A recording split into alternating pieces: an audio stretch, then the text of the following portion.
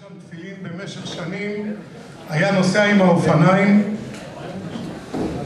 הלוך וחזור בקביעות, בחורף, בקיץ, בסתיו ובאביב.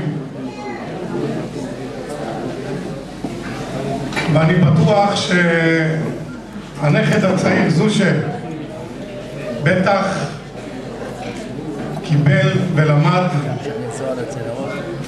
ושמע על הדברים המיוחדים שבו התאפיין הסבא שלו.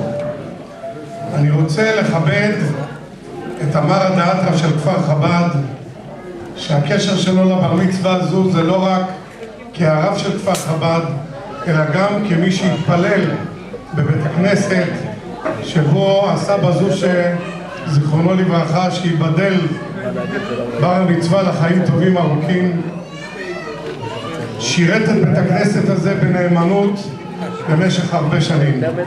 כבוד הרב, בבקשה. אני בציאות.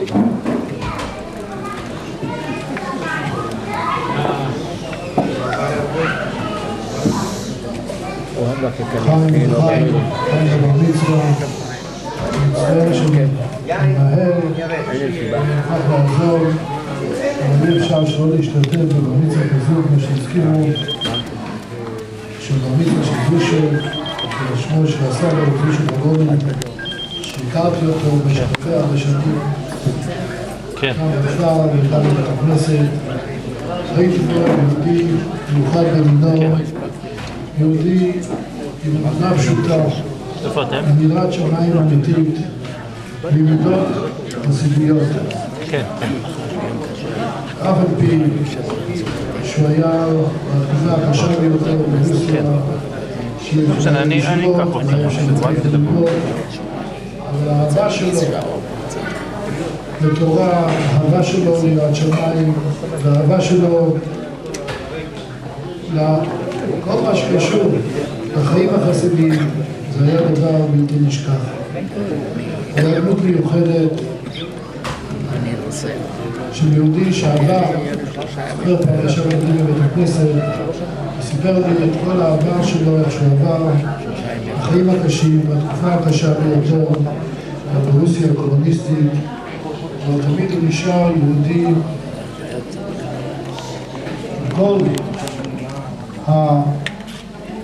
החיים היהודיים עם השמירה של תורה ומצוות, בעיקר המסירות נפש וחינוך הילדים, הבן, הבנות, שזה היה דבר מיוחד במינו, זה היה דבר קשה ביותר, אנחנו לא יכולים לעלות על הדעת עד כמה שזה היה קשה, אבל עם האמונה הפשוטה שלו ועם הנחישות ועם העקשנות הוא הצליח ברוך השם להעמיד דור ישרים יבורך, דור של בתים חסידיים, שלוחים של הרב, עוסקים בשליחות ובהפצת המעיינות. לא לחינם, כל העמל שלו היה, ברוך השם, כשרואים עכשיו את המשך הדורות, את הדם, הדמעות שנשפכו, הדמעות האלו, שוחחתי בו כמה וכמה פעמים בית הכנסת, כשהוא היה אומר תהילים, בכל החום ובכל האמונה, כפי שיהודי אומר תהילים. התהילים הזה, ברוך השם, עזר לו אחר כך בהמשך של הדורות. עכשיו אנחנו נמצאים בסדרה על שמו של זושה בר מצווה, שאנחנו מדברים בדברי החיים, אבל לא זכה להשתתף בשמחה הזו, אבל ההמשך של הדורות, ההמשך של השם שלו, זה חי וקיים.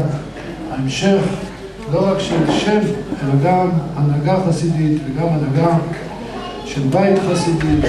זה היה רצונו וזה היה מסירות נפשו, ולזה ברוך השם הוא זכה. אני רוצה לאחל לבר מצווה שבימים המיוחדים עכשיו, שאנחנו נמצאים עכשיו בערב ראש השנה, כתיבה וחתימה טובה לשנה טובה ומתוקה, וטוב ונראה ונפלא. ושמענו את המכתב של הרב, הכביש לשון של הברכה של הרב, שקדם חסיד בשמיים ובאדם, ראשי תיבות חייל, בריא ושלם, בריא בתורה, בריא בדרך ארץ, בריא באמונה פשוטה, והשם יעזור להורים שיראו נחת חסידי אמיתי ממנו וכל הצליח להצליח לעבור ולאש מסודרוך נסחיים לחיים.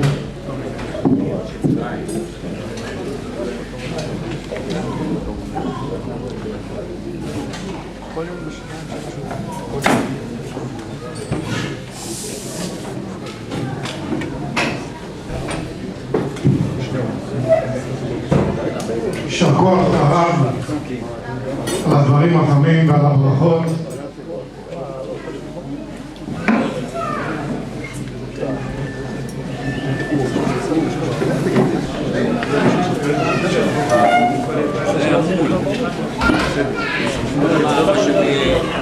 הגיס של חתן הבר מצווה ובושן קרצ'בסקי מכובד לקרוא את המכתב של הרבי.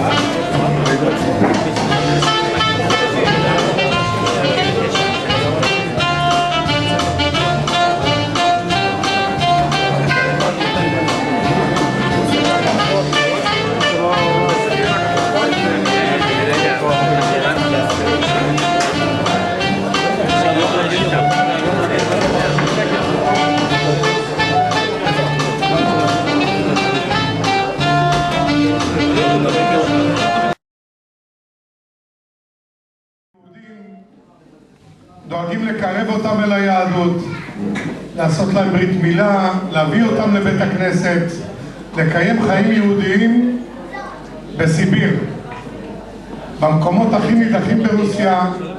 אני רוצה להזמין את הגיס של חתן הבר מצווה, שליח הרבי באומסק, מחיאות כפיים, שיקרא את המכתב שהרבי היה נוהג לכתוב לבעלי המצווה. אנחנו נוהגים שכשקוראים מכתב של הרבי אנחנו מכבדים אותו בקימה. אני מבקש מהקהל לעמוד בבקשה.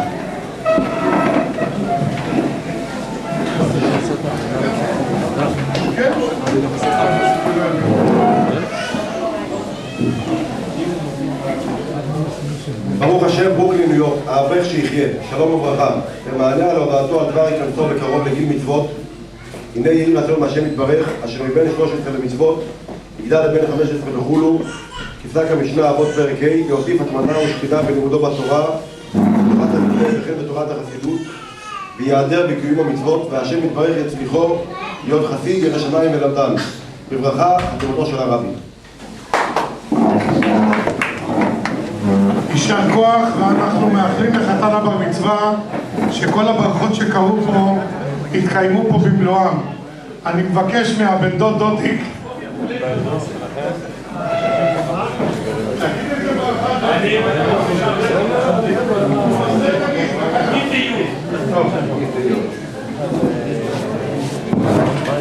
הלך לברך את האנשים. כפי שהאדמו"ר הזקן כותב בשולחן ערוך, בגיל 13 ויום אחד זה גמר כניסת הנפש הקדושה בגופו של האדם.